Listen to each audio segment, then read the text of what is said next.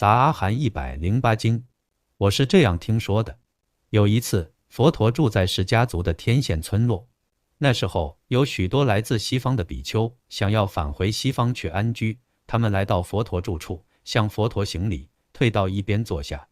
这时，佛陀为他们讲解佛法，用各种方式来开示、教导、启发，让他们欢喜。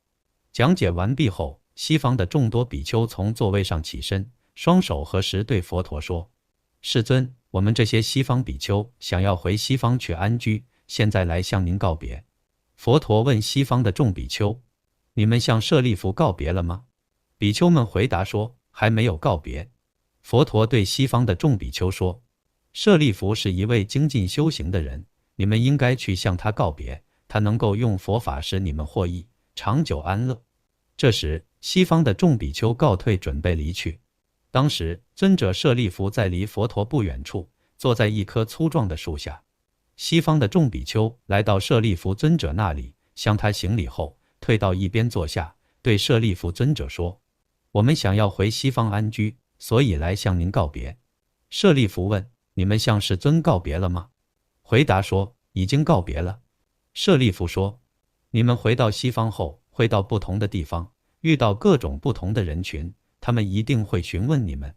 你们现在在世尊这里听闻的佛法，应该好好接受，牢记、思考、理解，是否能够完整的为他们解说，不会歪曲佛陀的教导，不会被他们问难而无法回答，陷入困境吗？那些比丘对舍利弗说：我们是为了听法而来拜见尊者的，请您慈悲为我们详细解说。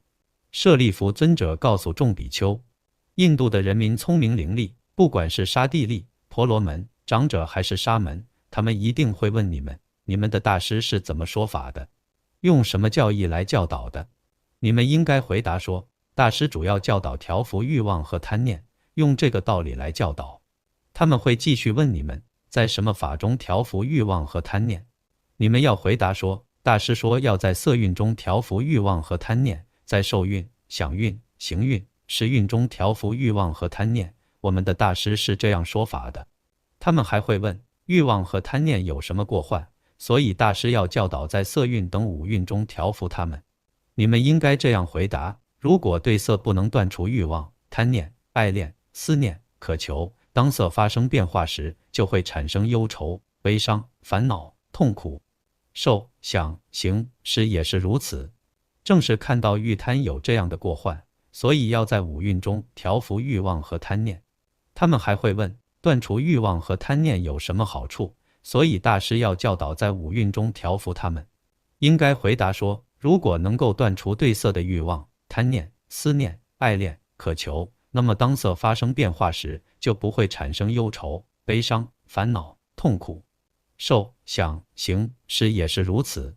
诸位尊者，如果因为造作不善业而现世能够快乐生活，没有痛苦、障碍、烦恼、热闹，死后还能投生善处的话，世尊就不会说要断除不善法，也不会教导人们在佛法中修清净行，以到达苦的尽头。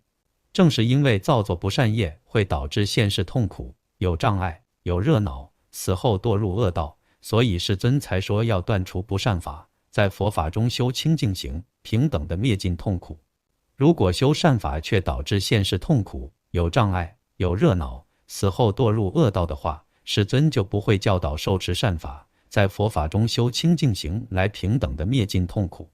正是因为受持善法能让现世快乐生活，没有痛苦、障碍、烦恼、热闹，死后能投生善处，所以世尊才赞叹并教导人们受持善法，在佛法中修清净行，平等的灭尽痛苦。